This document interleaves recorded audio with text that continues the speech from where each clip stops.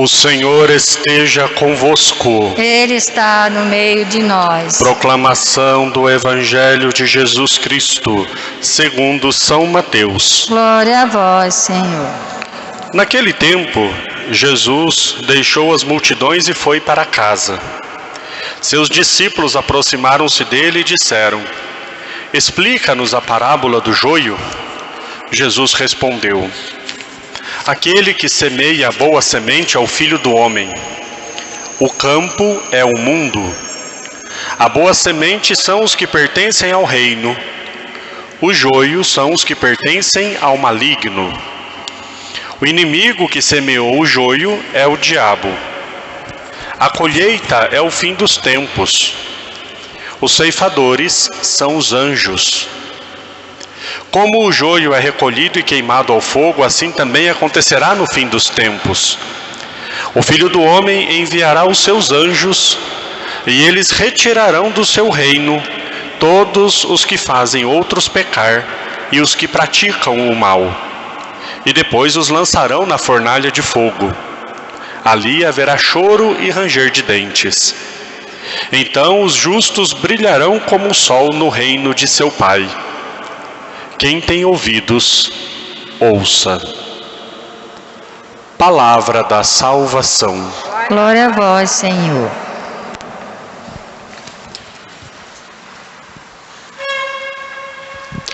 Ó Maria concebida sem pecado, rogai por nós que recorremos a vós.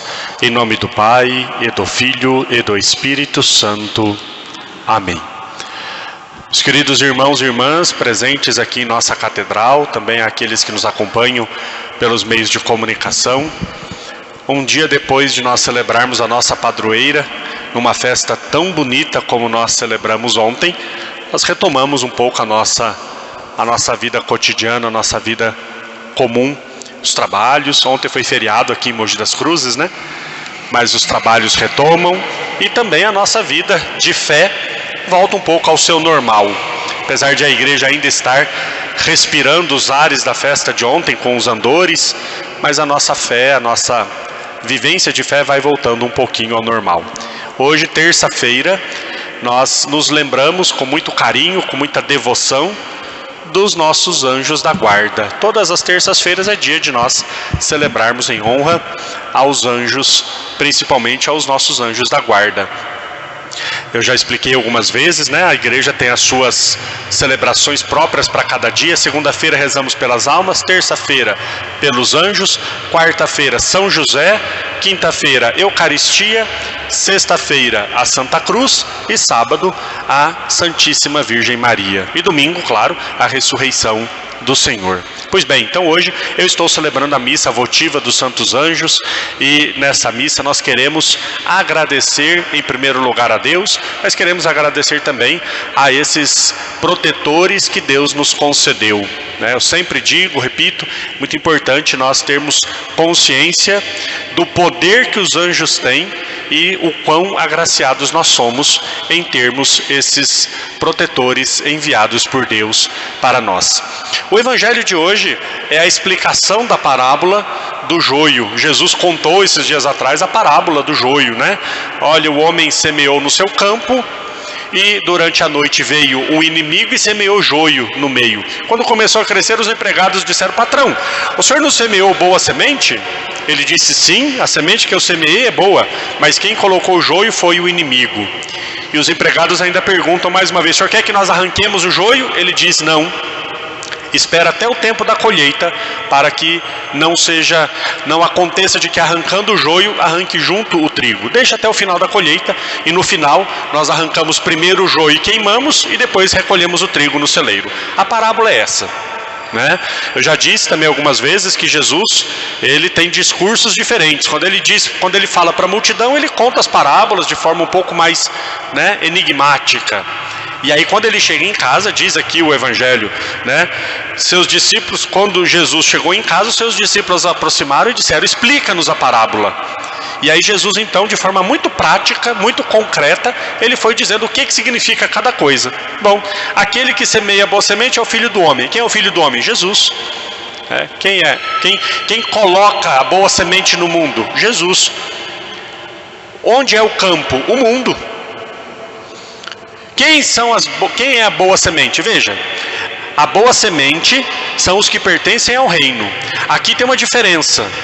Esses dias atrás nós escutamos uma outra parábola falando da semente, mas a semente era a palavra de Deus que precisava encontrar no nosso coração uma terra boa para produzir frutos, não é? Aí tem o terreno, a semente que caiu na beira do terreno, a semente que caiu no terreno pedregoso, a semente que caiu no meio dos espinhos e a semente que cai na terra boa. A semente naquela parábola é a palavra de Deus e nós somos o terreno. Aqui é diferente. O terreno é o mundo e nós somos a semente boa. E os filhos do maligno são o joio. E quem semeou foi o diabo. O diabo semeia discórdia no meio daqueles que são enviados como mensageiros da boa nova do reino. E aí diz no final da parábola então, que no final dos tempos, a colheita é o final dos tempos, que no final dos tempos Deus enviará os seus anjos. Olha aqui os anjos aparecendo. Deus enviará os seus anjos para fazer a colheita, para separar os bons dos maus.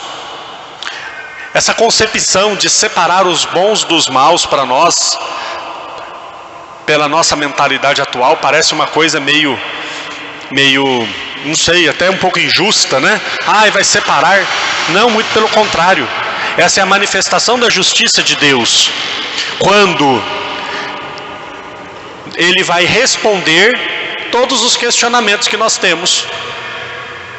Nós muitas vezes questionamos, se não nós questionamos, somos questionados muitas vezes. Se Deus é bom, por que tem o mal no mundo?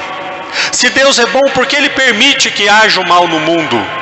É justamente isso, deixa crescer junto. No final dos tempos vai ser separado quem praticou o bem de quem praticou o mal. O capítulo 25 do Evangelho de São Mateus diz que Jesus vai colocar à sua direita alguns e à sua esquerda outros. E vai dizer aos que estiverem à sua direita: vinde benditos de meu Pai. E aí toda aquela lista: tive fome, me desse de comer, tive sede, me desse de beber. E depois ele vai dizer aos que estiverem à esquerda: afastai-vos de mim, porque fizestes o mal. Então, quem vai fazer essa separação? São os anjos.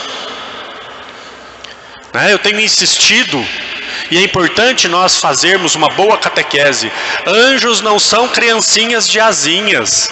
Anjos são seres poderosos que executam a vontade de Deus. Anjos são seres poderosos que executam a vontade de Deus. E olha que interessante. Quando os anjos que amam a Deus acima de qualquer coisa veem que nós seres humanos ofendemos a Deus com o nosso pecado, o que impede que eles façam justiça em nome de Deus para conosco é o amor com que Jesus nos amou, fazendo-se homem igual a um de nós e morrendo por nós. Pela justiça divina, os anjos poderiam muito bem defender a honra de Deus contra nós que o ofendemos com os nossos pecados. Porém, eles executam essa ordem de Deus: espere até o fim dos tempos, espere até a colheita. Por quê? Porque enquanto nós estamos neste mundo, nós podemos e devemos passar de joio para trigo. Nós ainda podemos. Todas as pessoas que estão neste mundo podem passar de inimigos de Deus pelo pecado a amigos de Deus pela graça. Todos nós somos chamados a estarmos na presença de Deus. Quem se aproximar de Deus, Ele acolhe na sua infinita misericórdia. Nós vivemos o tempo da misericórdia.